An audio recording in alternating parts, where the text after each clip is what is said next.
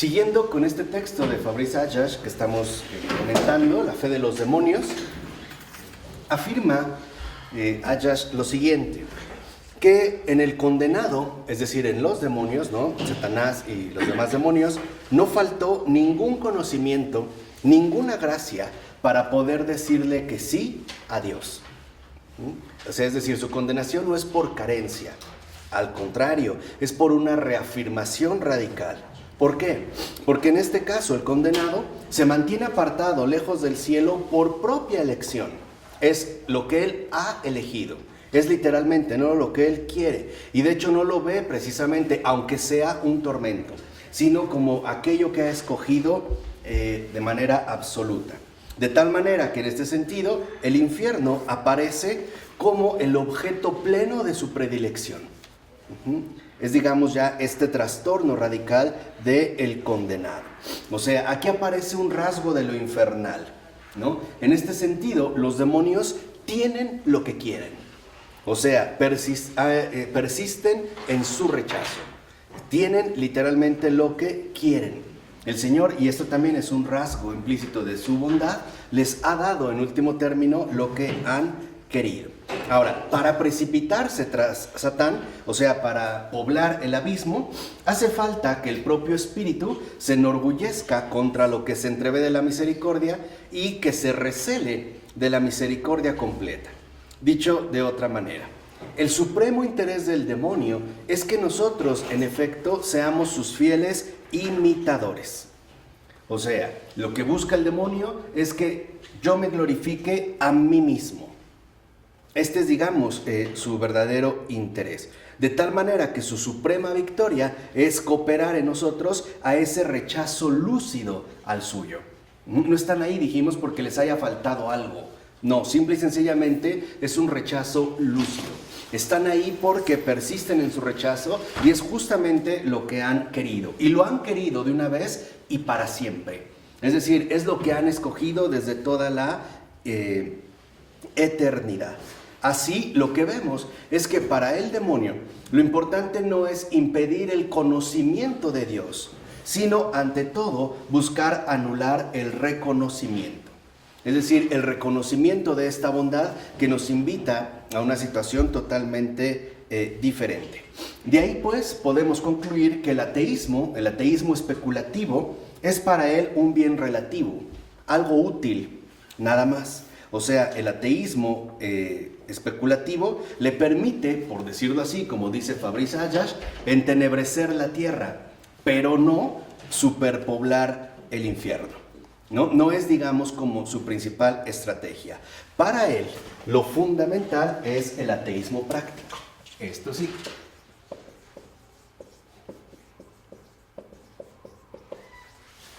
Para el demonio, lo principal, en efecto, es el ateísmo práctico. ¿Qué es el ateísmo práctico en este sentido? Una gnosis que hincha, ¿no? El ateísmo práctico es la autoglorificación. Es la autoglorificación. Ese es el ateísmo práctico. Como lo dijimos hace un momento, ¿no? Que en efecto podamos nosotros presumir de que hemos escogido por propia voluntad y de una manera lúcida, es decir, demoníaca, justamente lo que Él nos ofrece. En este caso, el dominio infernal. Por eso es delicado que reconocer que esta autoglorificación, en efecto, va en contra de la caridad que edifica. Para él lo importante es no dejar que Dios intervenga en nada. Que incluso si lo que escogemos es el infierno, lo escojamos por nosotros mismos. Vamos a decirlo así, con toda la radicalidad que esto implica, ¿no? De tal manera que entonces en esta autoglorificación se mantenga la anulación de su amor. Lo pongo en mayúsculas porque estamos hablando del amor de Dios. Aquí en esta autoglorificación corresponda con la anulación de su amor. Esto es lo que yo quiero y persisto de una vez y para siempre en mi total rechazo. Y dicho sea de paso, ese es el pecado contra el Espíritu Santo. Rechazar por completo ¿no? El amor de Dios a favor de la autoglorificación. Que sabemos, esta autoglorificación no es otra cosa más que la condenación. En este sentido, ¿no? De la condenación. Ahora, hay una pregunta. ¿Qué es entonces lo que en nosotros alegra más al diablo? O sea, dicho brevemente, ¿en qué consiste el pecado irremisible, que se suele llamar también blasfemia contra el Espíritu Santo? ¿En qué consiste? Eso es, digamos, en lo que ahora vamos a ahondar. Aquí está expuesto como un marco general para entender cuál es el núcleo fundamental del ateísmo práctico. Entonces, por ejemplo, Pedro Lombardo distingue 6 clases que serán retomadas a final de cuentas por la tradición, y son la desesperación, la presunción, la lucha contra la verdad conocida, la envidia por las gracias otorgadas a nuestros hermanos, la resolución de no hacer penitencia y la obstinación complaciente en los bienes mediocres, ¿no? Esta es, digamos, como la clasificación que hace Pedro Lombardo, y que de hecho es citado o retomado por Santo Tomás de Aquino en su Suma Teológica. Ahora, en este sentido, lo que vemos es que no hay necesidad ni de cuernos ni de azufre. Basta aprobar una de estas asignaturas para obtener el diploma en satanismo agudo. Entonces, vemos aquí cómo en este sentido, ¿no? Estas 6 propuestas tienen en común que designan la culpa principal: resistirse a la misericordia. Eso es lo que él busca. O sea, Satanás es la resistencia plena hacia la misericordia, y por eso es lo infernal. Este, digamos, es el rasgo más radical de lo satánico, ¿no? La resistencia a la misericordia. Y así, por ejemplo, vemos que en esta resistencia a la misericordia, o sea, en la condenación, no falta ni conocimiento ni fortaleza. Por el contrario, esta condenación es una autoafirmación lúcida.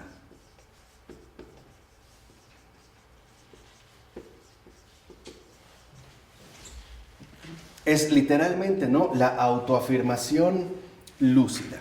Lo que vemos, en pocas palabras, es que esta resistencia a la misericordia es malicia en estado puro.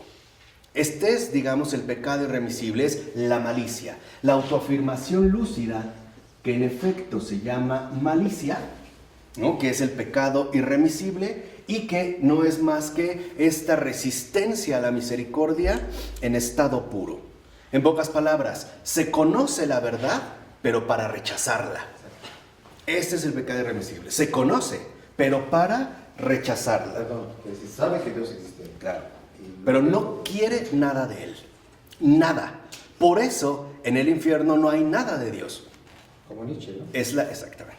Por eso les decía que el carácter verdaderamente radical de Nietzsche no son sus afirmaciones contra la moral y esto, no. Tiene otra situación que no lo comprendieron. Por eso les decía, ¿no? Nietzsche se lamentaba que no había encontrado a alguien a la altura de lo que planteaba. Le dijimos, ya lo encontró. Ya podemos ver a qué se refería en este sentido. De tal manera que entonces el rechazo, ¿no?, de la misericordia, esta malicia en estado puro, es conocer la verdad para rechazarla por completo. Es no querer nada de Dios. Es conocerlo para no reconocerlo como lo que es. Y entonces, en la condenación, precisamente, o el infierno, como ya muchos teólogos lo han sostenido, se presenta de manera plena la ausencia de Dios. Aquí, digamos, se va a vivir esta ausencia.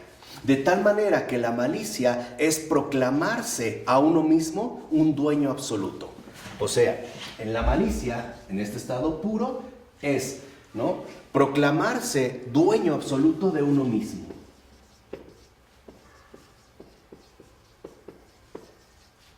De tal forma que, por ejemplo, uno de los rasgos centrales del engreimiento de Satanás y su pandilla, es decir, que él está en el infierno no porque Dios lo condenó, porque él quiere. Es esta ya la malicia absoluta, ¿no? Reconocer que en efecto en la condenación es sostenerse como dueño absoluto de uno mismo. De tal forma que entonces lo que se busca es la absoluta singularidad. El yo absolutizado que se opone a todo y en este sentido a todos. De tal modo vemos en este sentido que autoproclamarse dueño absoluto de uno mismo conduce a romper de lleno con la unicidad a la que Dios nos invita y que se llama comunión. Lo que Satanás precisamente sostiene, y es de eso de lo que nos quiere convencer, es que la autoafirmación es la única postura digna de un ser creado. Aunque esta autoafirmación en efecto implique la condenación. Dicho de otra manera, el trono absoluto del yo es el infierno. Eso es lo que él busca. Es la singularidad absolutizada. Por eso se acuerdan lo que nos dijo Pavel Florensky. En el infierno, ¿no?, se oyen constantemente el grito de 3 no es 3, soy yo. En el infierno, y entiendan bien lo que quiero decir, solo hay uno. Y todos los demonios se consideran el único. De tal manera que el autoproclamarse dueño absoluto de uno mismo rompe con la comunión, y el que ahí se mantiene, el condenado, se considera en su autoexaltación como el único. Ahora, este pecado irremisible corresponde en principio con el pecado de Satanás. O sea, este pecado que no carece de este perdón, no porque Dios no lo conceda, sino porque no lo quiere, en este sentido, es el pecado fundamental de Satanás y en general de todos los demás demonios. Pero nos dice Ayash, también es el pecado del buen escriba. Ven aquí, digamos, este otro matiz. Dice, a ver, vayamos a la fuente evangélica. En concreto, a esos versículos que son los primeros en enunciar esas nociones de culpa eterna y de blasfemia contra el Espíritu Santo. Dice, el descubrimiento en este caso aquí es duro. Por ejemplo, dice, el satanismo apuntado aquí no remite al otro, o sea, al ignorante, al débil, sino que se parece más bien a nuestra perfecta ortodoxia. Es decir, el único que se proclama justamente como el único perfecto, el único que sobresale precisamente de entre todos los demás. Por ejemplo, los guardianes de la ley declaran, esto está en el Evangelio de Marcos, capítulo 3, versículos 23-30. ¿Qué declaran? Por el príncipe de los demonios, expulsa los demonios. Él, Jesús, llamándolos junto a sí, les decía en parábolas, ¿cómo puede Satanás expulsar a Satanás? Si un reino está dividido contra sí mismo, ese reino no puede subsistir. Si una casa está dividida contra sí misma, esa casa no podrá subsistir. Y si Satanás se ha alzado contra sí mismo y está dividido, no puede subsistir, pues ha llegado su fin. Pero nadie puede entrar en la casa del fuerte y saquear su ajuar si no ata primero al fuerte. Entonces podrá saquear su casa. Yo os aseguro que se perdonará todo a los hijos de los hombres, los pecados y las blasfemias, por muchas que éstas sean. Aquí se está exaltando la misericordia infinita de Dios. Pero el que blasfeme contra el Espíritu Santo no tendrá perdón nunca. Antes bien, será reo de pecado eterno. Y es que decían, está poseído por un espíritu inmundo. Aquí, digamos, hay una alusión en concreto. Ahora, ¿cuál es una de las primeras respuestas? Decir, pero nosotros no somos así. Por ejemplo, nosotros no somos como estos escribas. De hecho, si Jesús hiciera un milagro en estos tiempos delante de nosotros, lo reconoceríamos inmediatamente. No lo llevaríamos en triunfo, porque no somos como nuestros padres, ni asesinamos a los profetas, sino que los celebramos. Incluso les edificamos iglesias, hacemos capillas, damos grandes donaciones, etc. Y Jesús responde, ¿no? En Mateo 23, 30-32, decís, si nosotros hubiéramos vivido en el tiempo de nuestros padres, no habríamos tenido parte con ellos en la sangre de los profetas. Y Jesús dice, con lo cual atestiguáis contra vosotros mismos que sois hijos de los que mataron a los profetas. Colmad también vosotros la medida de vuestros padres. En pocas palabras, El que testimonia con suficiencia, testimonia contra sí mismo. O sea, el que se autoproclama a sí mismo como algo en realidad no es, demerita precisamente su testimonio. Porque el verdadero testigo de la verdad no es autosuficiente. Al verdadero testigo lo testifica alguien más. Piensen en el propio Jesús. Y esa es una de las cosas que nos enseñó, ¿no? Es mi Padre quien me da la gloria, ¿no? Es el Padre literalmente el que testifica mi misión y mi envío. En pocas palabras, debe de ser transparencia. En el caso de este pecado, lo único que vemos es que la condenación es la autoglorificación de sí mismo, de uno mismo. Por eso les decía, en la condenación no hay más que uno mismo. En cambio, en la comunión no hay nunca una autosuficiencia. El testigo siempre remite, en tanto transparencia, a alguien más, es decir, a aquel de quien da testimonio. Y justo porque da testimonio de alguien más, lo reconoce como mayor y por eso se humilla y desaparece para que el otro pueda ir a su encuentro. Dicho de otra manera, en la condenación, ¿no? Literalmente, lo único que uno encuentra es a sí mismo. Uno se ve literalmente devorado por sí mismo. En el caso del verdadero testigo, ahí lo que se encuentra es aquel de quien se está dando testimonio. Esta es una diferencia muy importante. Entonces, lo que vemos es que el único es uno solo. Para el demonio, por decirlo de esta manera, aunque es un tanto imprecisa, para el demonio solo existe él solo. Nada más. Es siempre su propia autoexaltación. Entonces, si la culpa eterna consiste en denunciar la presencia del diablo allí donde en realidad se encuentra Dios, su error no es tanto intelectual, sino moral. O sea, a la manera como uno se autoglorifica, ¿no? Los escribas dicen, por el príncipe de los demonios, expulsa a los demonios. Y nosotros vemos en ello su grosera equivocación en cuanto a la identidad de Jesús.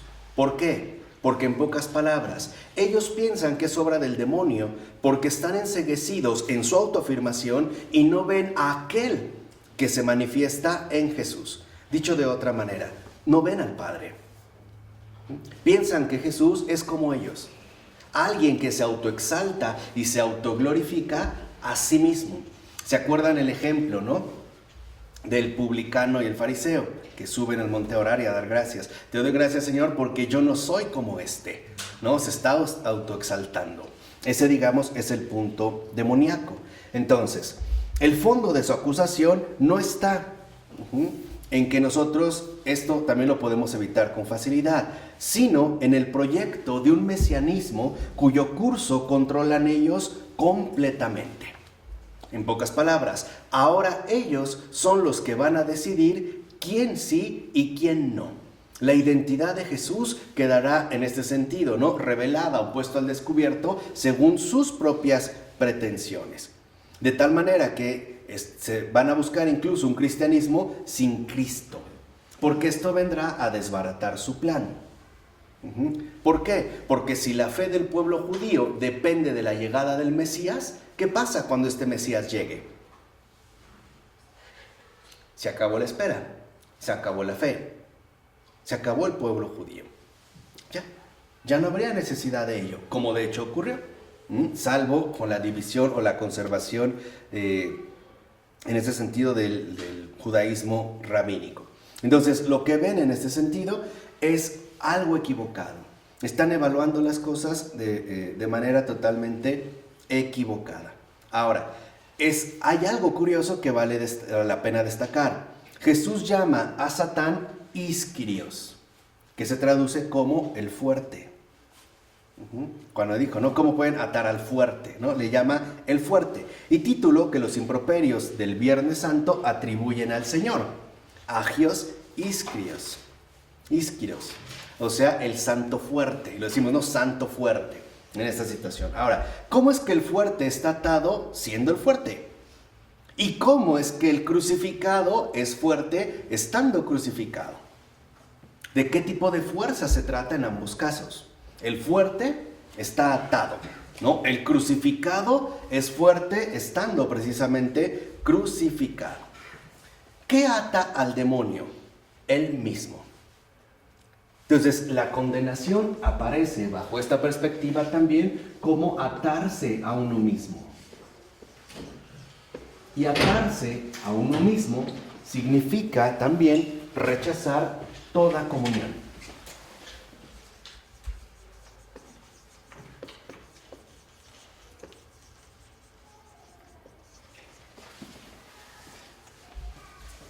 La condenación es quedar atado eternamente a uno mismo.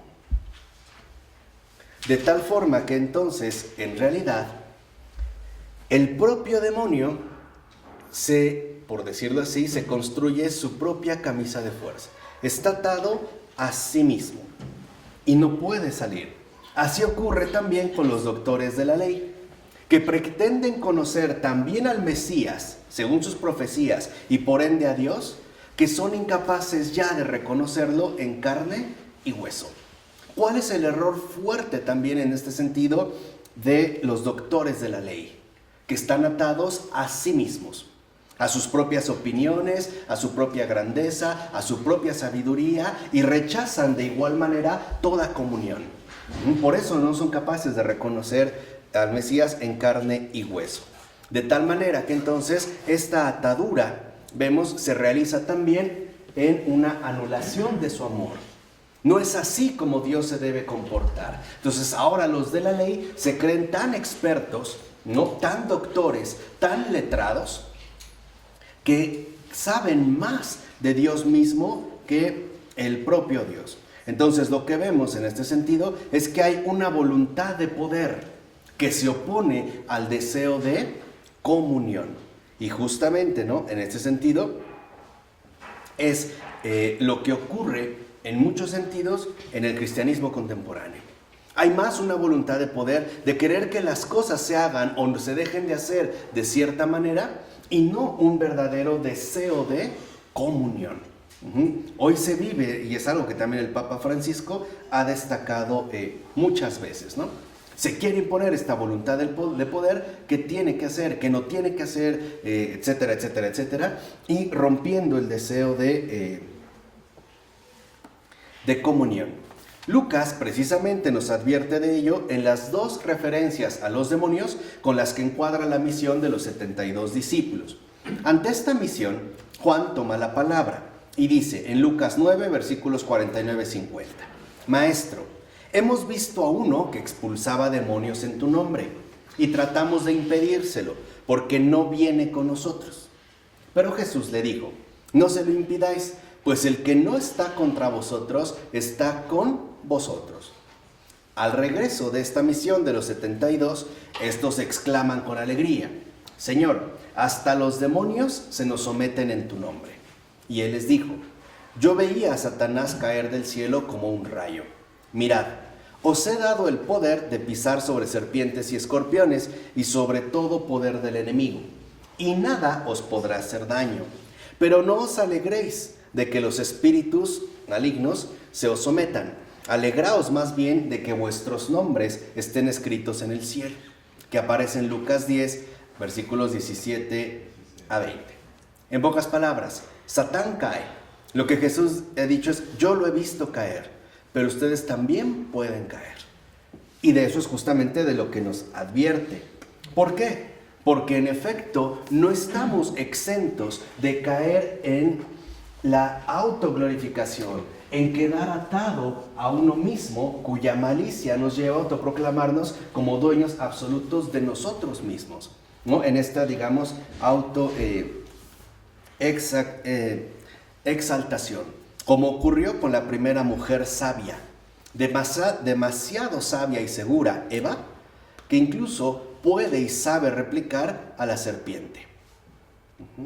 Entonces, aquí lo importante es qué hay en nosotros, en lo profundo de nuestro corazón. Hay una voluntad de poder, hay una voluntad de imposición, de quedar atados a nosotros mismos y estar convencidos que lo que decimos, hacemos, pensamos es lo único y definitivo, o más bien hay un deseo de comunión de acceder a ese siempre más grande que nos supera infinitamente y que nos lleva a reconocer nuestra pequeñez ante esta infinitud, ¿no? Entonces dice, ¿y por qué podemos caer?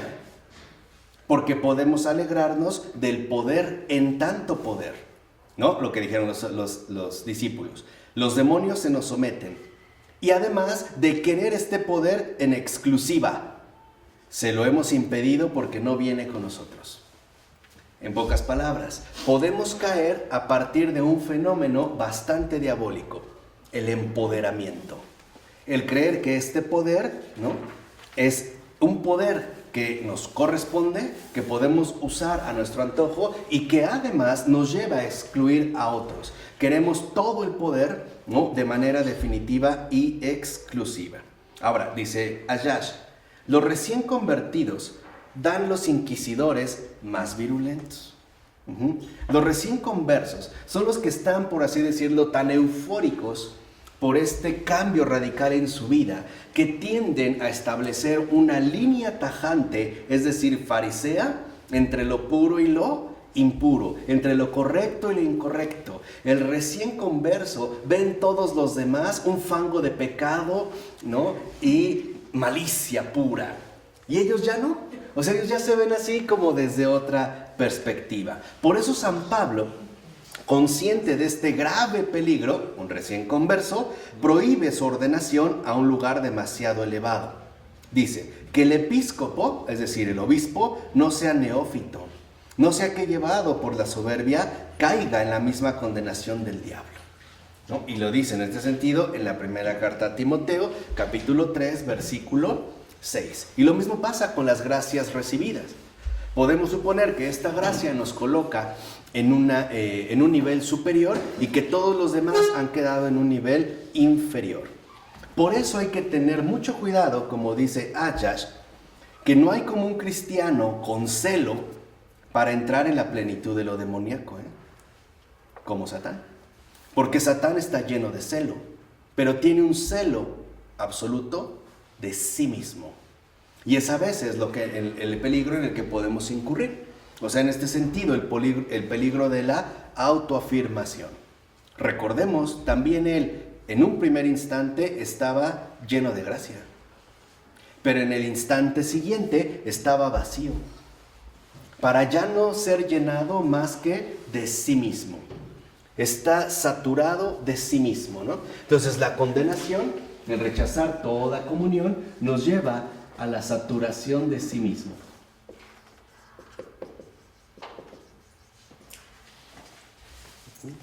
Por eso el Papa Francisco, en su visita a México, lo dijo claramente, especialmente a los obispos, en la línea de Pablo, que la Iglesia no necesita de príncipes y que necesitaban volver a aprender de nuevo el gesto de rebajarse, de inclinarse, de reclinarse ante aquellos precisamente a los que han sido llamados a servir. Santiago, por su parte, lo recuerda tras haber señalado la fe de los demonios. Ojo, ya no se trata solamente de la peligrosa altura del altar, sino de toda cátedra profesoral.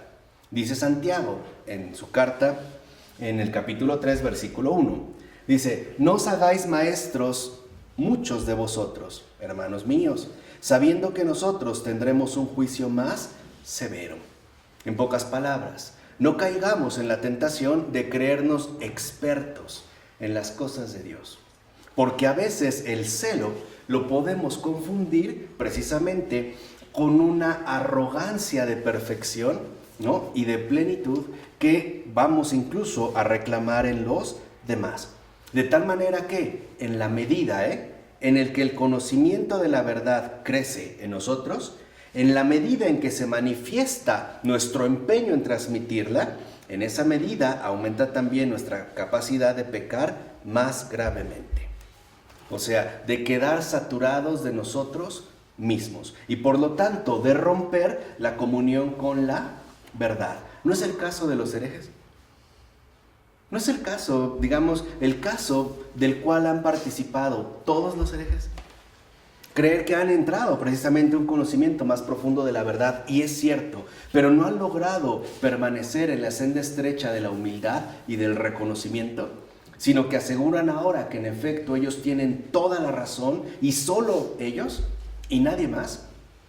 No por eso un Calvino va a establecer esta distinción tan tajante entre los condenados y los salvados, al grado de que ¿quiénes son los salvados? Los calvinistas, ¿no? O sea, los que le dan la razón a él. Y esto lleva a los cismas y a las grandes rupturas. De tal manera, entonces, vemos también en este sentido cómo los fariseos, dice Ayash, los cristianos de hoy, y no los publicanos y las prostitutas, son los únicos capaces de acercarse a la perfección demoníaca. Es decir, a esa fe orgullosa, segura de su salvación y que además se vuelve despreciativa con los demás pecadores. Que dice tajantemente, este sí, este no. Cristo, lo sabemos, nos envía como ovejas entre lobos. Ahora, para asumir esta situación mortal, de nuevo esa tensión trágica de la verdad, debemos ser prudentes como las serpientes y sencillos como las palomas. Lo dijo en Mateo 10, versículo 16. A la vez, palomas y serpientes, pero sin ser dobles. Porque aquí la palabra sencillo significa literalmente sin mezcla, es decir, sin confusión. ¿Cómo hacerlo? En cuanto se pierde la caridad orientada por la verdad, la paloma se vuelve terca, permite hacer el mal o bien se vuelve serpiente doble y colabora con el mal directamente. En pocas palabras, para que nosotros no incurramos precisamente en esta equivocación, debemos siempre conservar la caridad orientada a la verdad. Porque si no, la caridad sin verdad no funciona, y se puede incluso convertir en un factor sumamente dañino en este aspecto en concreto. Y por querer haber resguardado nuestra comunidad, al ser ovejas entre lobos, nos convertimos rápidamente en lobos disfrazados de ovejas, más voraces por presentarnos con un hocico benigno. Es decir, por suponer que lo hacemos en nombre del bien, cuando en realidad lo estamos haciendo por nosotros mismos. ¿Vale? ¿Vamos aquí? En este lineamiento. Ahora, pasemos a otro aspecto, el grito de Job y la fe de sus amigos. Les decía que ahora nosotros podemos abordar este otro aspecto que tiene que ver con Job, ¿no? La narración precisamente que nos transmite la situación concreta de Job, que sabemos que es visitado por sus amigos. ¿Para qué? Para consolarle, darle consejos y además recordarle, ¿no?, cómo es Dios y quién es Dios. Y dice Ayash, una cumbre de lo demoníaco se encuentra en los amigos de Job. Dice, al grado de que las peores calamidades que debe sufrir el justo, este justo sufriente, ¿no?, Job, no son el robo de sus bienes, la muerte de sus hijos o la úlcera que devora su cuerpo, sino los consejos de su mujer y después de sus propios amigos. Esa es su peor tortura. Dice, la primera, es decir, su mujer, lo invita a maldecir a Dios y a morir. Ya, ese es su consejo. Los otros, los amigos, por el contrario, inician una defensa de Dios que tiende a hacerle perder el ánimo. ¿Quiénes son los peores? Estos últimos. ¿Por qué? Porque sus amigos desprecian el misterio y declaran que es normal, que no hay por qué gritar contra el cielo. En este primer punto, eso es lo normal, no hay por qué quejarse. Elifaz, por ejemplo, de Temán, lo reprueba y le dice, Elifaz, tú que afirmabas a otros, ¿has perdido la fe? No tienes derecho a ceder. Que a veces es lo que nos puede decir alguien. Pues no, que tú, muy hombre de gran fe, y ante esta situación te quebraste, bla, bla, bla. Vienen, digamos, los neoelifaces de estos tiempos, ¿no? Dice, como si la fe del santo fuera como el saber de los demonios, o sea, una obstinada propiedad intelectual. Algo que en efecto nos pertenece de manera exclusiva a nosotros mismos. Bildad de Suaj lo acusa. Le dice, lo que te pasa es porque o tus hijos o tú habéis pecado. Y si pretendes lo contrario, ¿no es esa la prueba de tu orgullo y por tanto de que eres un pecador? ¿Cuántas veces a lo mejor la gente nos dice, es que no estás orando lo suficiente, es que dejaste de ir a misa? ¿Ya ves lo que te pasa? Ahí están los neovildades de Suaj, la tortura de los amigos, o estos que se llaman amigos. Y como si todo se redujera a una justicia estricta y no a la prueba de una misericordia más radical. No conforme con estos dos, aparece otro más, Sofar de Naamat. ¿Qué hace? Lo desanima. ¿Qué le dice? Dios es absolutamente trascendente. ¿Cómo ibas a poder disputar con él? O sea, como si esa trascendencia no tuviera que trabajar para y con nosotros. Entonces, el primer amigo lo reprueba, ¿no? Pues no, que mucha fe y ahora bla, bla, bla. El segundo lo acusa. ¿Tú ves porque te portaste mal? Y lo seguimos siendo, ¿eh? No, Diosito te va a castigar. No, te castigó, claro. A lo mejor no tú, sino por estas cadenas de muchos antepasados que vienes arrastrando y que no has roto, ¿no? O nos desaniman, ¿no? Pues es que así son las cosas, ¿no? Ese es el misterio de la vida, no hay nada que hacer. O sea, jódete, ¿no? En pocas palabras. Este es el mensaje. Ahora, estos buenos amigos quieren buenas cuentas, pero a cualquier precio. Hay que, digamos, ¿no?, armar las cosas a nuestro propio criterio. Entonces, sus discursos no son falsos, pero los dicen de manera falsa. Y por eso todo se desvía en ellos. Sus intenciones están lejos de ser malas, pero en lugar de llorar con el que llora, quieren secar sus lágrimas con sus pañuelitos. Y por lo tanto, la espera del Salvador ya no tiene razón de ser. Así son las cosas. ¿Ya? No hay nada más que hacer. En pocas palabras, pretenden estar con Dios y contra Job sin tener el amor que Dios le tiene a Job. A veces, estos amigos molestos que nos acusan, nos desaniman o simple y sencillamente nos reprenden, en realidad lo hacen porque no están en el amor. No conocen literalmente lo que es el amor. Se dejan guiar más bien por criterios netamente humanos que nos pueden resultar satisfactorios. Y esto no significa que nuestras intenciones sean perversas. Simple y sencillamente que nos apoyamos en nuestras propias preferencias. De ahí, por ejemplo, que San Juan Crisóstomo diga lo siguiente. Es evidente, fíjense, es evidente que el que se encarga de dar una palabra de consuelo necesita tanta habilidad como el que cura las heridas.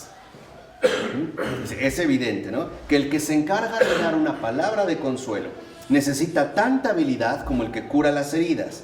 Con razón recibieron de Job el nombre de médicos de la desdicha. Hoy hay muchos médicos de la desdicha y que lo pueden hacer en nombre de Dios.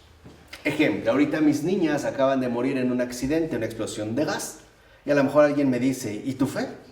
¿Qué pasó? Ahí están los médicos de las desdichas, ¿no? O el que incluso también me va a acusar. Pues es que de seguro algo hiciste mal, has de tener un pecadillo, ¿no? Un pecado por ahí que no has expiado, ¿no? O al desanimarme, pues ni modo, pues ya resígnate y pues así son las cosas, a seguir adelante, échale ganas, ¿no? Todo va a salir bien, ¿no? Esos son los médicos de las desdichas. Dice, sus palabras no solo no llevan ningún consuelo, sino que incluso inspiran un profundo desánimo. Job, en su celo, se da tanta prisa en defender al Eterno, en este caso, ¿no?, los amigos de Job, que olvidan que el Eterno es el defensor del pobre. En pocas palabras, el problema es cuando nosotros nos queremos poner a defender a Dios, olvidándonos de que es Dios el único que realmente nos puede defender. Y su solicitud se impacienta tanto por ayudar a Job con sus argumentos que le impiden buscar consuelo en Dios. Entonces, ¿dónde está el error de estos médicos de la desdicha? En olvidar que digamos lo que digamos y hagamos lo que hagamos, hay situaciones en la vida que solo Dios puede consolar. Y las palabras están de sobra.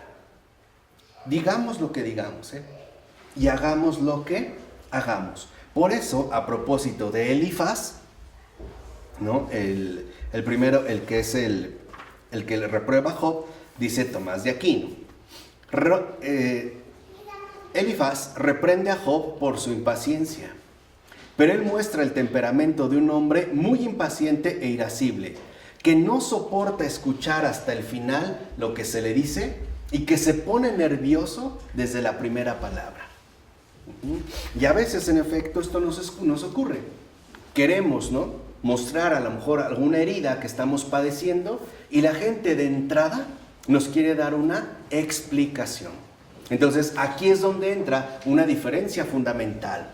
Lo principal al tratarse del alma humana es la comprensión, no la explicación, y tampoco la justificación, por muy satisfactorias, coherentes o lógicas que nos resulte. No debemos olvidar que siempre estamos ante el misterio y que este misterio solo puede ser, reconocido a partir de la plegaria y la oración mutua. A veces, para sanar una herida, no se necesita dar un discurso. Hay que llorar con el desdichado, sufrir con el que sufre. Y esto se hace a veces, o quizá la mayor parte de las veces, desde el silencio del corazón. No querer emitir discursos o sermones que lo único que hacen es confirmar nuestra graduación en médicos de la desdicha. En pocas palabras, nuestra supuesta fe es solo algo exterior, ¿no? Es la fe que confiesa con los labios, pero que nunca ha descendido al fondo del corazón, para aceptar con humildad que las cosas no son tan claras. Otra vez, no todo puede ser aclarado, y menos por la capacidad humana. No perder la sensibilidad ante el misterio y reconocer que hay cosas que definitivamente nos sobrepasan, sobre todo al referirse a la cuestión del sufrimiento humano. Muchas veces, al tratar de dar explicaciones, lo único que hacemos es abrir más todas esas heridas, ¿no? Al Papa Francisco una vez decía: cuando yo veo un reo, por ejemplo, en la cárcel, me pregunto, ¿por qué él y no yo? Y no tengo respuesta. A eso es hacia lo que nos invita, a reconocer que hay un misterio ahí que nosotros no podemos amoldar o aplanar según nuestras propias explicaciones sencillas, claras y lógicas. Ahora, hay un peligro siempre que se critica a los amigos de Job. Uno mismo se arriesga a presentarse como uno más de sus amigos, pero eso sí, mejor que los otros. Aquí lo que vemos en este sentido, por ejemplo, dice es que Kant se podría haber contentado con decir que ninguna teología agota la experiencia del mal, puesto que éste exige una respuesta existencial y no una solución teórica. Pero ¿qué hace Kant? Acaba por concluir que la razón no podría alcanzar un conocimiento cierto de Dios, ¿no? Va, digamos, de un extremo a otro. En este sentido, en pocas palabras, él considera que lo único a lo que podemos aspirar es a un fideísmo práctico, es decir, a un moralismo apoyado en las premisas básicas de la razón. Y por eso dice Ayash, en el fondo de la crítica de la razón pura, que para muchos es como la obra principal de Immanuel Kant, dice, opera el drama de Job. Cuando Kant explica, he debido suprimir el saber para sustituirlo por la creencia, busca por una parte atrincherar la fe, ¿no? Mantenerla a resguardo como fuera del entendimiento, en un santuario privativo donde no pueda alcanzarlo el escepticismo. Y por otra, quiere dejarle un espacio a la angustia del justo en contra del optimismo metafísico. En pocas palabras, ¿qué hace Kant? Suponer que el saber y la fe no se complementan ni van juntos, sino que al contrario, compiten. Y que optar por uno significa inmediatamente rechazar al otro. Por eso, por ejemplo, para Kant, el verdadero error de los amigos no está tanto en haber hablado sin verdadero amor, cuanto en que lo han hecho sin sinceridad profunda, ¿no? Su exigencia es la de una fe consciente y no superficial. Con eso bastaría, la sinceridad. Pero dice Ayash, ¿y quién negará que los demonios son sinceros cuando proclaman, eres tú el santo de Dios? Por eso nos dice, el problema no es la mayor o menor franqueza de la fe, No es el criterio kantiano de la sinceridad, sino que esa fe no se encuentre solo en el orden de la naturaleza, de lo humanamente comprensible, de lo explicable, de lo justificable, sino en el ámbito, como lo mostró muy bien nuestro Santo Padre Pavel Florensky, en el ámbito de las antinomias, donde verdadero y falso pueden ser idénticos al mismo tiempo. Bajo este esquema que rompe nuestras propias limitaciones. Y que tampoco en este sentido, ¿no?, es de que se trate de saber o creencia, de inteligencia o voluntad, sino que sea transportada al orden de la gracia. Y eso es lo primordial. Los amigos de Job hablan con sinceridad, pero no lo hacen desde el orden de la gracia. Por eso dice Ayash, no se evita la fe demoníaca poniendo en tela de juicio las pruebas racionales de la existencia de Dios. No, se hace subrayando que no bastan para la salvación. Y este es un aspecto totalmente diferente. Dice Ayash, si la teodicea es peor que el ateísmo, lo es por lo que puede tener en común con este último, un proyecto totalitario. O sea, la pretensión de la razón de este mundo de totalizar lo real, en lugar de reconocer esa parte maldita o ese corazón bendito que se nos escapa. Dice, el racionalismo no es la verdadera racionalidad, que siempre sabe confesar su más allá. La racionalidad desligada del orden de la gracia no es la verdadera racionalidad. Es simple y sencillamente un burdo racionalismo saturado de sí mismo, atrapado, como dijimos, ¿no?, en las ataduras de sí mismo. De tal forma que, dice Ayash, cuando se es ateo, lo normal es querer tener la última palabra. ¿Ya? Dios no existe, a ver, demuéstramelo y tal, entonces tener la última palabra. Cuando se cree en un Dios trascendente, la cosa todavía es más perversa. ¿Por qué? Porque ahora no solo pretendemos tener la última palabra, digamos, de lo que podemos experimentar y vivir aquí y ahora, sino también con respecto a Dios. Pareciera entonces que la teodicea es un proyecto, ¿no?, humanamente racional y justificable de la situación enigmática del mundo. O sea, en pocas palabras, para la teodicea racionalista, pensemos en un Leibniz, por ejemplo, la gracia, por un lado, y el misterio están anulados. Siempre tenemos buenas razones ante todo lo que ocurre. En pocas palabras, siempre tenemos algo que decir. Y justo siempre tenemos algo que decir porque somos habladores. Porque no reconocemos aquello que nos sobrepasa y no estamos dispuestos a reconocer en ese sentido nuestra pequeñez. Por eso, por ejemplo, el misterio del mal ya es solo un problema cuya solución, tanto teórica como práctica, se puede encontrar. Entonces, para nosotros ya no hay misterios, solo hay problemas. Y por lo tanto, problemas que debemos resolver. Es como decía Morozov, Evgeny Morozov. Esa es la locura del solucionismo, ¿no?, que le aplica al solucionismo tecnológico. Ya nada representa un problema, más bien un esfuerzo por solucionarlo. Por eso no es casual que hoy en día se ponga tanto énfasis en la cuestión de las soluciones. En pocas palabras, esta racionalización, ¿no?, de la teodicea en los caminos del Señor son enteramente transparentes, sondables y penetrables. En pocas palabras, Dios deja de ser un misterio. Y todo aquello que suena misterio deja de ser un misterio para convertirse en un problema.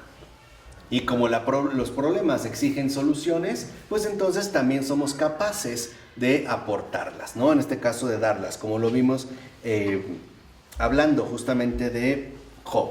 Entonces, por ejemplo, al considerar la penuria de los recursos materiales, el exceso de la fecundidad humana y la lucha universal por la vida como expresiones, fíjense, de la providencia divina, Malthus argumentaba de hecho a favor de la racionalidad esencial de un orden social en el que los valores del mercado sustituían inexorablemente a los principios de la tradición. Por eso la cuestión para este pastor cristiano, ¿no?, la cuestión era insisto, para este pastor cristiano, la muerte de los pobres, cada vez más numerosos. La pregunta es ¿por qué la permitía Dios? ¿Qué quiso hacer Malthus? Explicar, legitimar, demostrar que esas muertes ocurrían desde cualquier punto de vista para lo mejor. O sea, según, ¿no?, la explicación humana. Algunos años más tarde, Marx va a tener la misma experiencia. ¿Qué dirá Marx? Marx, quizá contra Malthus? Que la religión es el opio del pueblo, pero su lógica en el fondo es la misma. Él se cree, según la expresión de Raymond Aron, el confidente de la providencia.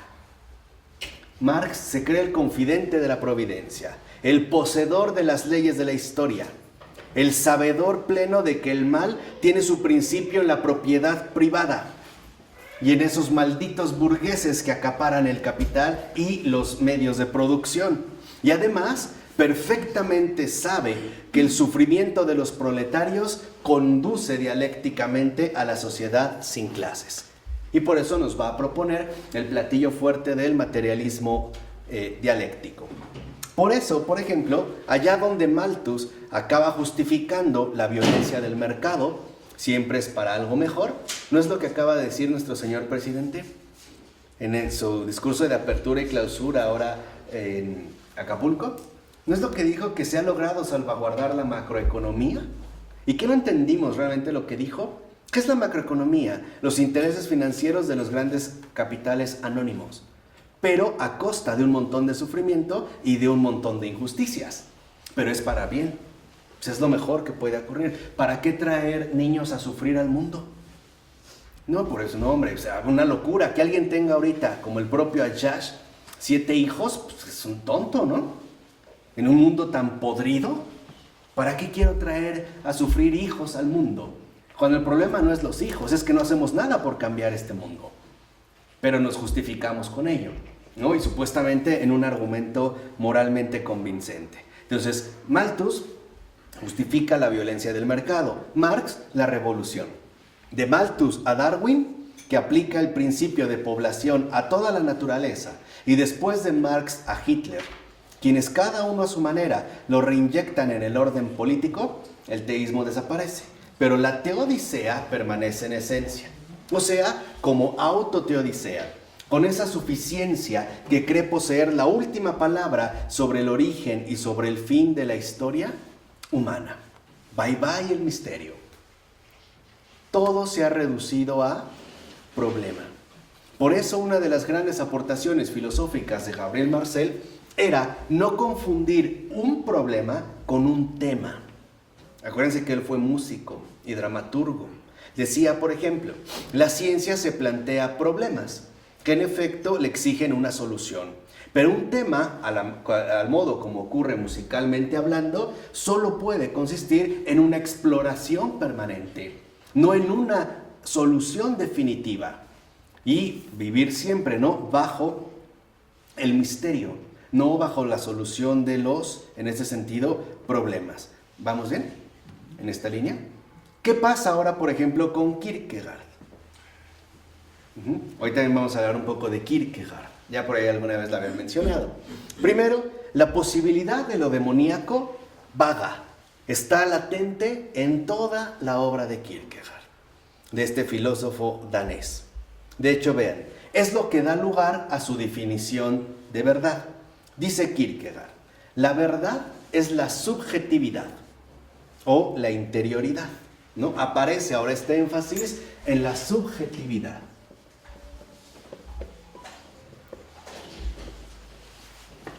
¿No? Dice además Kierkegaard en la interioridad. Esta definición influirá después, por ejemplo, en el apóstata Heidegger. Ahora, lo serio de esta noción de Kierkegaard es que intenta hacernos salir del plano nocional para que la verdad se haga carne en nosotros. En ese sentido, Kierkegaard lo sabe bien. Es un protestante luterano y ha sido educado en el luteranismo danés. La verdad es una persona, no un texto. Eso Kierkegaard lo sabe, ¿no? O sea, al hablar de subjetividad, reconoce que hay una dimensión más allá de lo textual. La verdad es alguien, vamos, no algo. Esto él lo sabe muy bien. De hecho, tiene presente el versículo 6 del capítulo 14 del Evangelio según San Juan. Yo soy la verdad. Ahora, dice Ayash, se podría pensar que todo el existencialismo, hasta el de Sartre, procede, vía Kierkegaard, de esta afirmación evangélica. Digamos, va a proceder de esta línea. Dice, la peor de las mentiras, por tanto, ya no es no decir la verdad, sino decirla para luego no vivirla. En pocas palabras, traicionarla.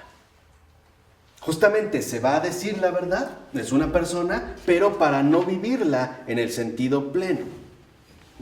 ¿Por qué? Porque decir que la verdad es una persona apunta hacia esta orientación plena. Jesús dijo, yo soy la verdad. Pero de ahí a decir que esta persona tenga que ser yo, es algo muy diferente. Ya es una desviación total y completa. Por ejemplo, Kierkegaard define lo demoníaco como la angustia ante el bien. Ahora, en este sentido podemos decir que no todo pecador está endemoniado. El que está en el mal y tiene angustia del mal, ya está iluminado por la luz del arrepentimiento. Visto desde arriba, dice Ayash, ya tiene un pie en el reino, ¿no? En este sentido. Pero el que yace en el mal y tiene angustia del bien, no lo ilumina ninguna luz para volver. Pertenece, en pocas palabras, a la especie de los demonios. Pero esta angustia del bien podría muy bien darse, ¿no?, bajo un pretexto de defensa del bien. En ese sentido, lo importante es diferir, aplazar la asunción de nuestro ser en ese bien.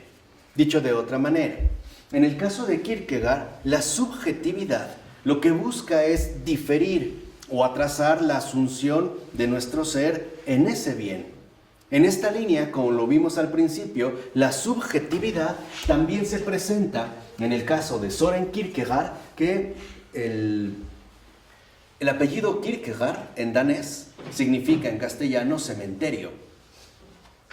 Tal cual es cementerio. Y el nombre Søren, que suena muy bien, es Severino. En castellano es Severino Cementerio. Nada más como una anécdota, cuando tuve la posibilidad de estar en Dinamarca, yo estaba buscando la tumba de Kierkegaard. Entonces cuando yo empecé a preguntar por Kierkegaard, me decían ¿cuál? Yo decía, ¿cómo cuál? Nada más hay uno, su filósofo. Y una vez me dieron una señal y fui y vi un edificio enorme, ¿no?, de cristales como oscuros y decía Kierkegaard. Yo pensé que era como el archivo de sus obras de investigación. No, era una funeraria. Era como el galloso mexicano. La gente era muy seria. Estaba preguntando por el cementerio, por eso me enteré. Bueno, en la subjetividad, en efecto, lo que vemos es que hay una negación de la comunión. Hay también una resistencia a que nuestro ser sea asumido por ese bien. La subjetividad se va a presentar, en último término, como anticomunión. Y por eso, por ejemplo, Kierkegaard, ¿no?, en Temor y Temblor, que es una de sus obras quizá más conocidas, va a hablar de el caballero de la fe, el único, ¿no? El, digamos, en este sentido, el exclusivo. En ese sentido que habíamos mencionado justamente al principio. Yo no entendí cómo acepta que Cristo es la verdad y cómo se queda la verdad a nivel subjetivo. ¿Cómo es esta contradicción? No la entendí. No. Claro, o sea, Kierkegaard reconoce que la verdad es una persona, pero en el caso de Kierkegaard, la persona ya no es él, soy yo.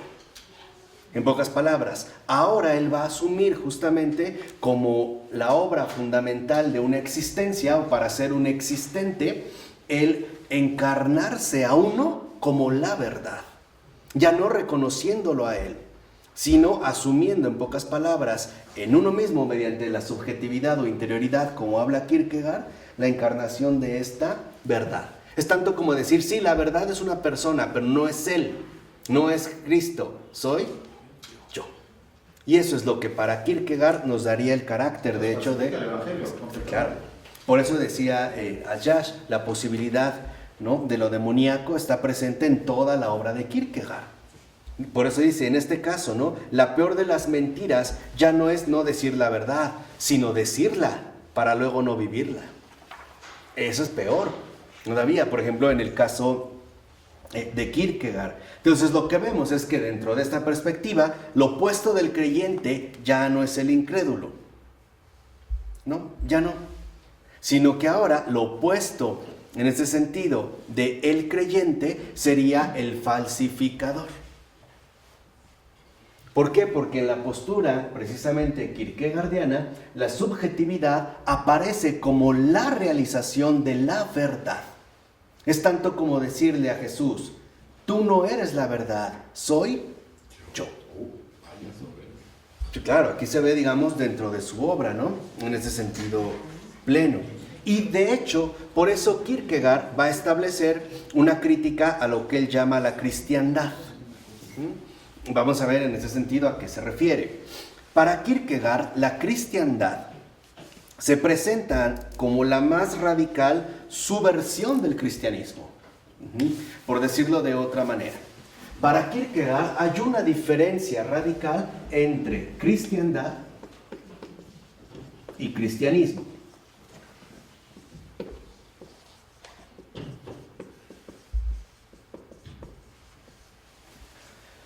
Cristiandad y cristianismo. Para Kierkegaard, la cristiandad es justamente, ¿no?, la ilusión que se ha manifestado como la tergiversación plena del cristianismo. Es la ilusión de creer que el cristianismo se reduce a un simple estado civil. En pocas palabras, para Kierkegaard, la cristiandad no es más que moralidad exterior. Esta es la cristiandad, ¿no? El creer que el cristianismo se puede conformar con el cumplimiento de un cierto deber, ¿no? O con, digamos, la participación en un culto de manera meramente exterior. Entonces, para Kierkegaard, por ejemplo, esta fe ya es demasiado fácil. Entonces, la fe, en tanto moralidad exterior, la fe se vuelve algo demasiado sencillo. Algo demasiado fácil. Y eso es justamente lo que Kierkegaard va a reprochar. Por ejemplo, dice Kierkegaard, ¿qué significa que tantos miles de hombres se digan cristianos sin ninguna dificultad? ¿Cómo pueden adoptar ese nombre esos hombres que hacen de cierta integridad cívica su ideal? A Kierkegaard lo que considera que ha desvirtuado al cristianismo es su supuesta facilidad. El hecho de que la fe se haya reducido a ningún tipo de dificultad. De hecho, para Kierkegaard, desde el momento en el que el cristianismo se convierte en una ley cívica, es decir, en una postura moral, fracasa.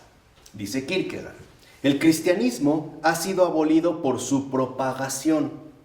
Por esos millones de cristianos de nombre cuyo número oculta la ausencia de cristianos y la irrealidad del cristianismo.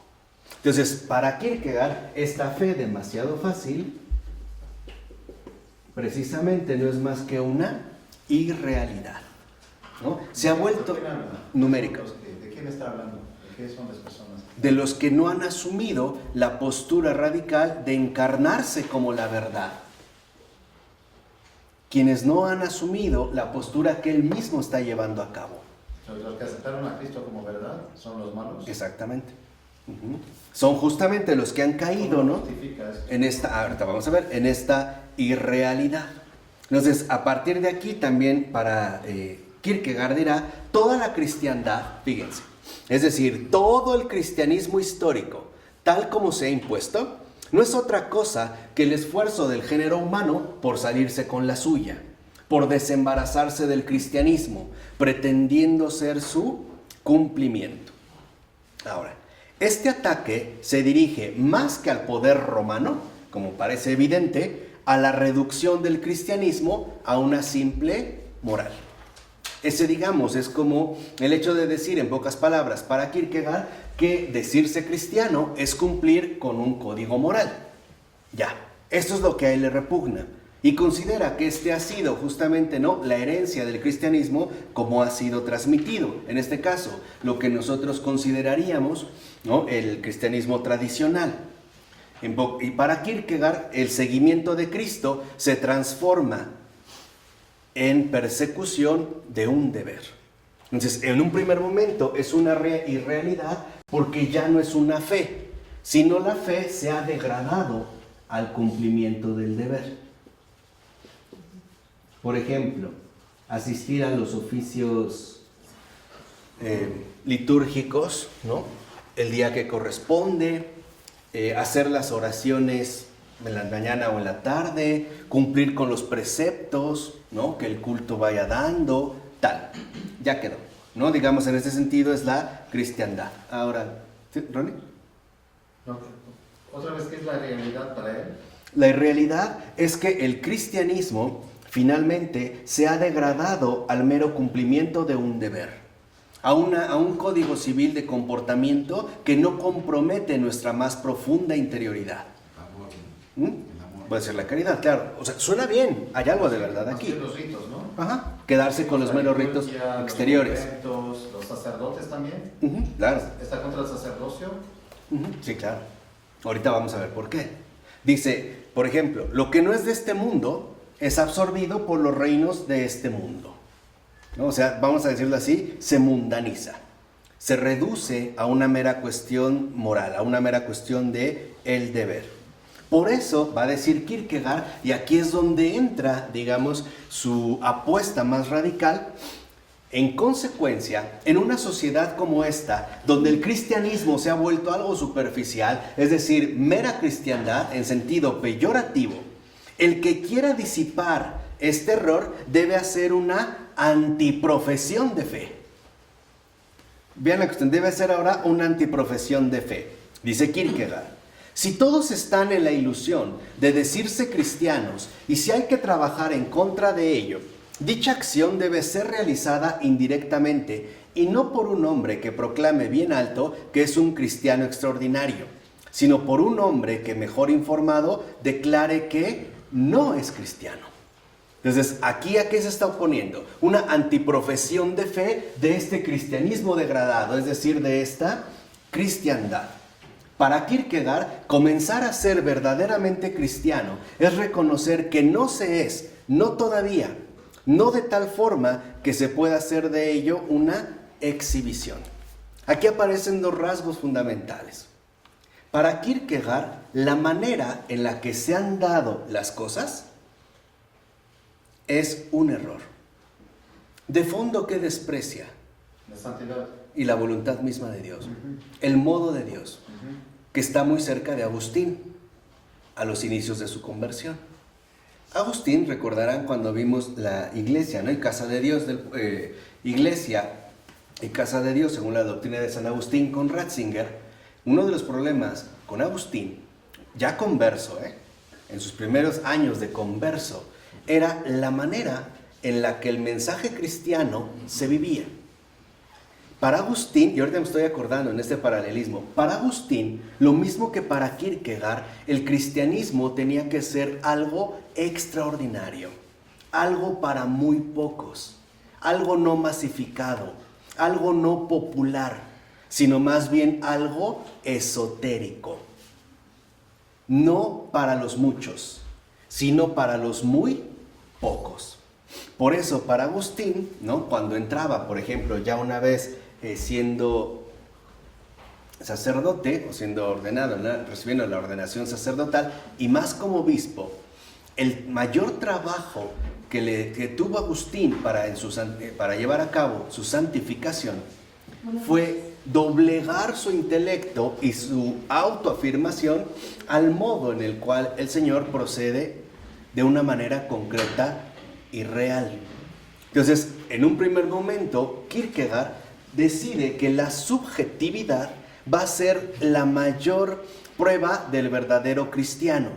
Pero si Agustín todavía piensa en unos pocos, y recuerden esto, en su contexto de vida particular, él había sido maniqueo. Y los maniqueos se mueven precisamente por círculos esotéricos cada vez más reducidos. ¿no? O sea, grupos a los cuales solo pueden pertenecer un pequeño puñado de personas, las élites. Bueno, este danés va a ir más allá y va a decir, no, ni siquiera un grupo, solo uno, el caballero de la fe.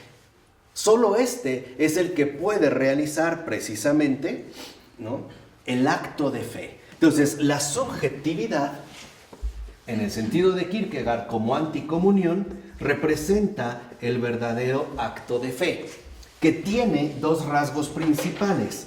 El primero es un acto de fe cuyo peso recae plenamente en lo antropológico, es decir, sin gracia, sin apelar a la gracia. Y esto lo dice en Temor y Temblor Kierkegaard, si mal no recuerdo, en una frase muy fuerte. Dice, la fe es un salto a ciegas, y cuando uno salta a ciegas, va solo. Entonces, por eso es el Temor y Temblor. Darnos cuenta que el cristianismo, según Kierkegaard, no es para cualquiera.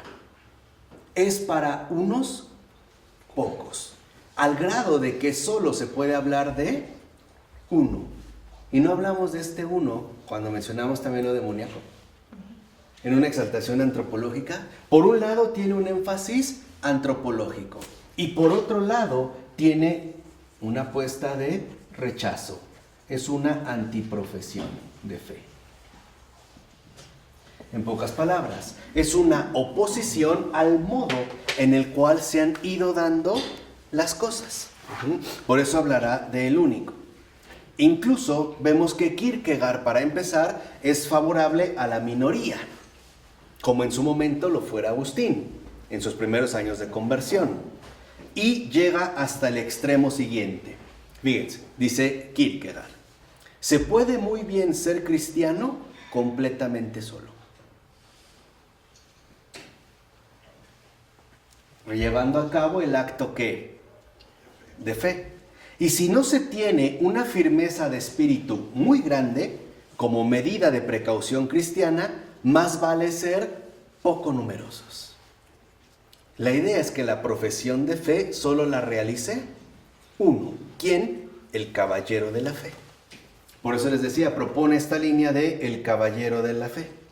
Para este cristiano, que puede ser muy bien cristiano, completamente solo, es decir, sin iglesia, sin gracia, sino aceptando esta autoexigencia absoluta, ¿no? Hay que reconocer que para esto no están hechos ni los miles, ni menos aún los millones, ni mucho menos los países, reinos, estados, ni en absoluto el mundo entero.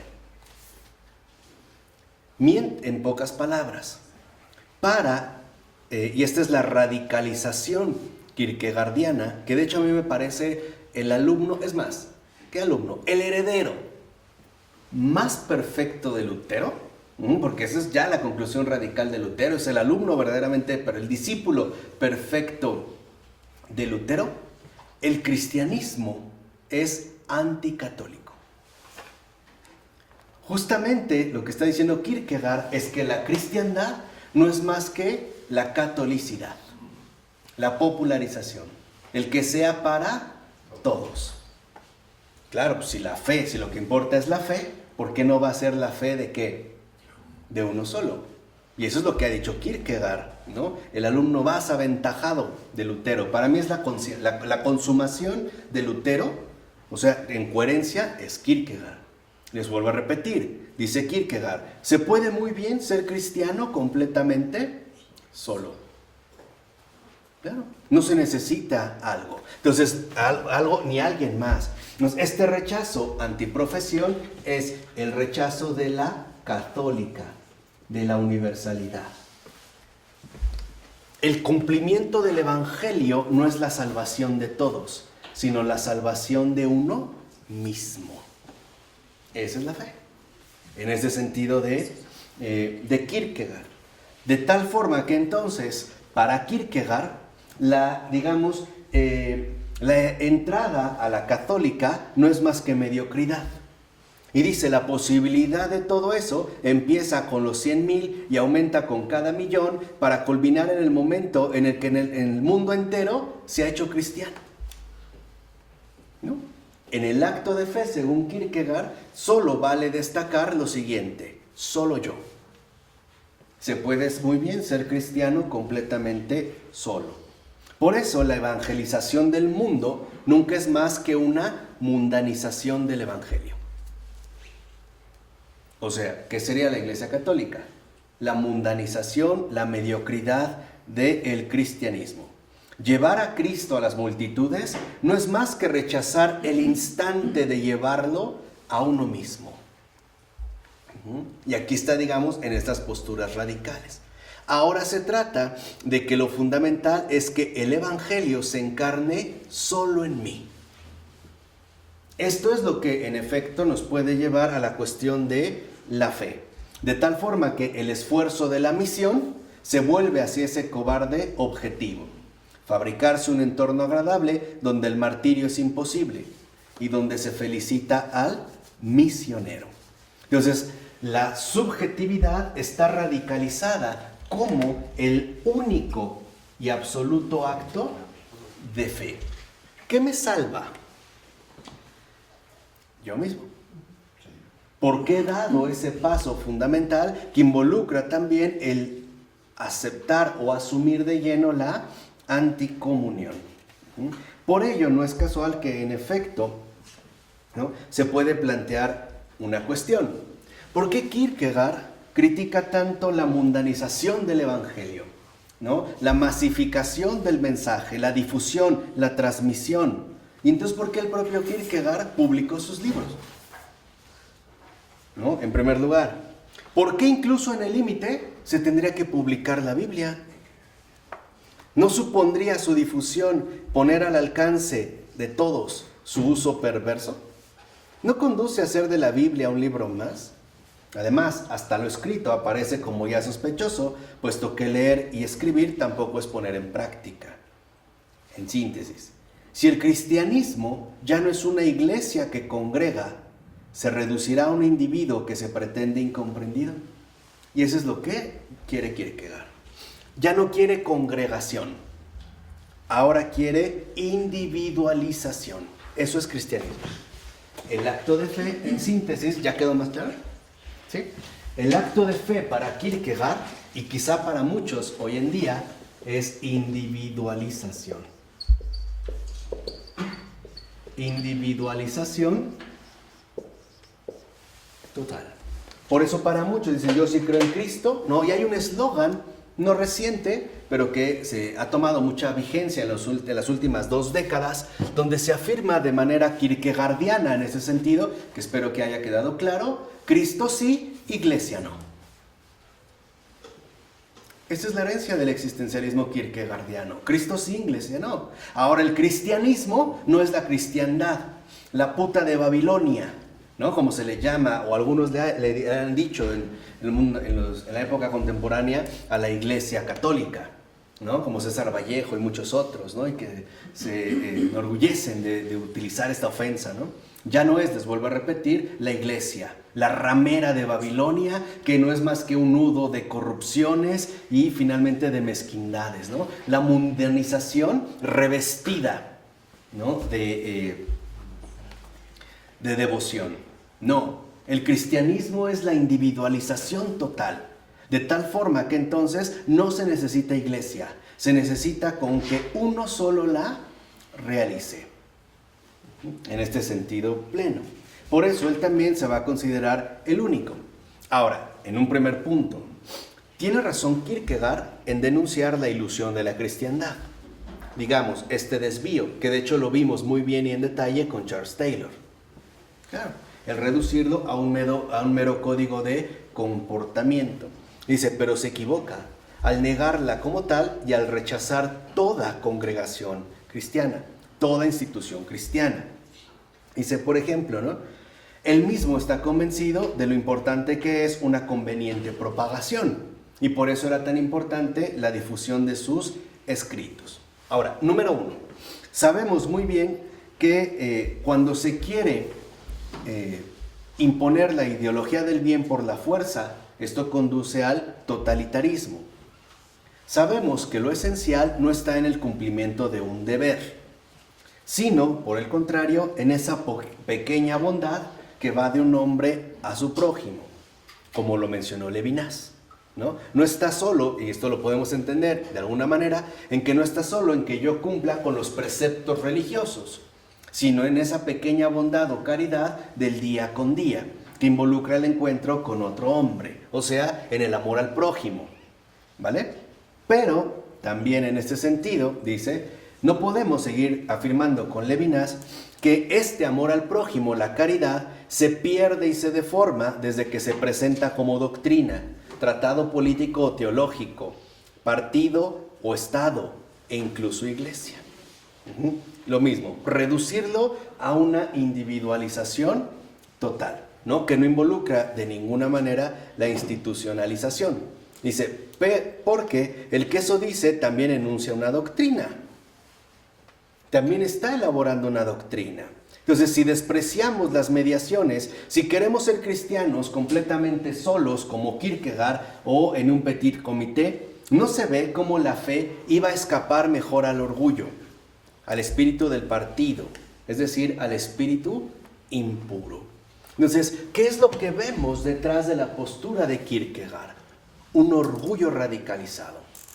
El orgullo de decir que la fe se reduce a un solo individuo y que ese individuo no es Cristo, es el caballero de la fe, es decir, el propio Kierkegaard. Por eso dirá con recelo, ¿no?, hacia el final, que es como el incomprendido, ¿no?, el que nadie entiende, y no obstante es, en pocas palabras, el gran salvador del mundo. Ahora, es cierto, la cristiandad en este sentido es un riesgo, como a veces se le critica la popularización de la iglesia, ¿no?, que se mete con supersticiones, relajamiento de costumbres, etc. Sí, quizá es el riesgo de una hipocresía diabólica, de una tibieza vomitiva, de una perversidad plena, pero ¿por qué no va a ser un riesgo que vale la pena correr? ¿Por qué no? Por encima de todo, contra un elitismo que degradaría el evangelio a una gnosis exotérica, la cristiandad permite proponer la fe a todos, especialmente a la gente corriente, que de otra manera sería seducida, de otra manera sería devorada por las seducciones del error. Y eso también es algo importante. Hay otra dimensión diferente. En pocas palabras, dice Ayash, esa pobre gente que contempla la pantalla de televisión, ¿qué no habría dado de sí si la tendencia general hubiera sido, en lugar de contemplar películas y series, contemplar la hostia? ¿Qué cambios nos hubieran dado? ¿O acaso vamos a suponer que se trata de reservarnos para unos pocos? Incluso para que solo destaque uno. Dice, no, todos estos pequeños están hechos más que los sabios, mucho más que yo mismo, para irradiar la santidad. Y resulta que estos pequeños agonizan bajo las patas de la bestia. En pocas palabras, ¿qué representa lo que Kierkegaard rechaza? El amor de Dios para todos los hombres. Es como si Jesús, en lugar de decirle a sus discípulos, vayan, ¿no?, y proclamen el evangelio a todas las naciones, hasta los últimos rincones de la tierra, le hubiera dicho a Kierkegaard, ve y realiza tú y solo tú el evangelio. De ti espero la realización y el cumplimiento del evangelio. No es, digamos, lo que les decía ya, un individualismo en este sentido radicalizado. Ahora, ¿sería que él considerara que Cristo es cada uno de nosotros, cualquiera de nosotros es Cristo? no, es justo lo que dice, que digamos, Cristo es como un pretexto para realizar el verdadero acto de fe.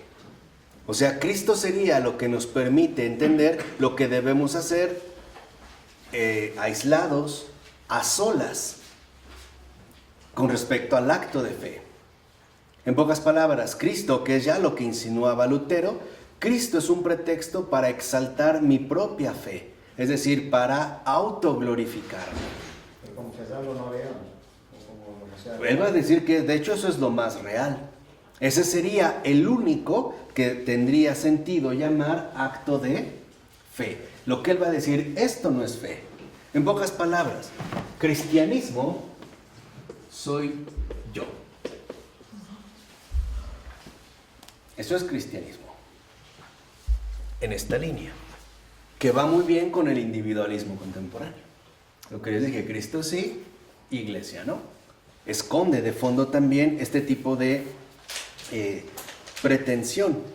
En pocas palabras, como dice Ayash, guardarse de la cristiandad por miedo a la falsedad y decir que no, que esto está corrompido, también es creerse con demasiada facilidad libre de orgullo y de falsedad. O sea, es colocarse, como vimos hace un rato, en una postura sobresaliente e intocable, ¿no? Ya no estar, digamos, en la misma línea de los demás. Dice, no, la apologética es urgente, pero no para producir la fe, sino para disponer a ella. Y así ayudándonos a preparar el terreno, ¿no? Librándolo de todo error, con vistas a que se pueda librar la verdadera e íntima batalla. Dicho brevemente, la extensión del cristianismo como cristiandad es algo deseable, y no por el éxito mundano de la iglesia, no porque está en todos lados, sino por la santificación de los pobres que de otra manera son tomados como rehenes por la bestia. La cristiandad no es un término, pero sí es un medio. Y esto es algo importante. Sino de qué otra manera lo pueden conocer. ¿Dónde se santificó Agustín? ¿No fue en la cristiandad? ¿No fue en este ámbito burdo, tosco, vulgar, que a él le provocaba náuseas durante muchos años y que le costó hasta ser obispo entender este amor que sobrepasa toda inteligencia y toda capacidad? Esto, digamos, es como muy importante de tener porque, en efecto, no podemos considerar en esta línea que aun cuando todo el mundo se hiciera cristiano, ya todo está resuelto. Tampoco es así. Más bien hay que reconocer que el reino se seguirá encontrando en lo que los profetas llaman el pequeño resto. Esa noción del resto de Israel no es numérica, como aquí aparece uno, ¿no? El absoluto. Y esto también tiene que ver con la contraposición que establece Kierkegaard con respecto a Hegel, un poco para que se entienda a grandes rasgos. Hegel había hablado del espíritu absoluto, que él lo ve, de cierta manera, encarnado en el moderno Estado prusiano, ¿no? En el Estado germánico romano, es decir, en el Estado prusiano, lo ve, a imitación de lo que ha realizado Napoleón. ¿Pero a costa de qué? De perder la propia individualidad. ¿Cuál es la crítica que hace Kierkegaard?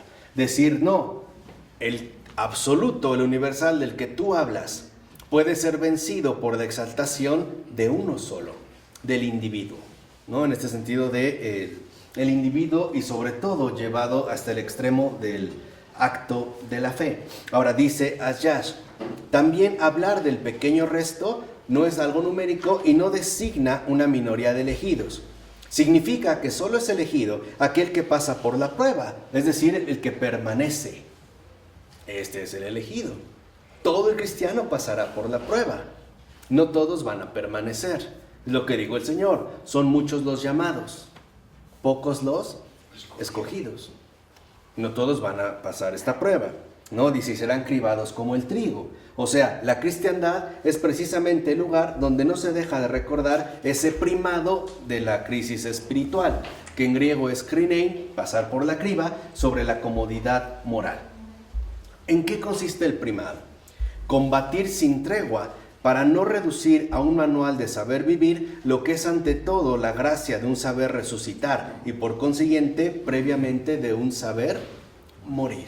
Entonces, aquí el punto está en que en efecto para Kierkegaard es donde ya se ve, digamos, más establecida esta pretensión demoníaca de una autoglorificación, de una autoexaltación, atado finalmente a uno mismo. ¿No? Esta sugerencia de que cuando la fe es un salto a ciegas y cuando uno salta a ciegas va solo, lo que en efecto tiene o tiende a destacarse es esta soledad individual. El hecho de que en el fondo es tú mismo el que se va a tener que salvar. Vas a ciegas. vas a ciegas. Y esta autoexaltación, autoglorificación plena, según Kierkegaard, es justo lo que caracterizaría al cristianismo. Lo que podemos decir en síntesis es que esto es justo más bien lo que caracteriza lo demoníaco. Otro rasgo más de la fe de los demonios. ¿De acuerdo? En nombre del Padre, del Hijo, del Espíritu Santo. Amén.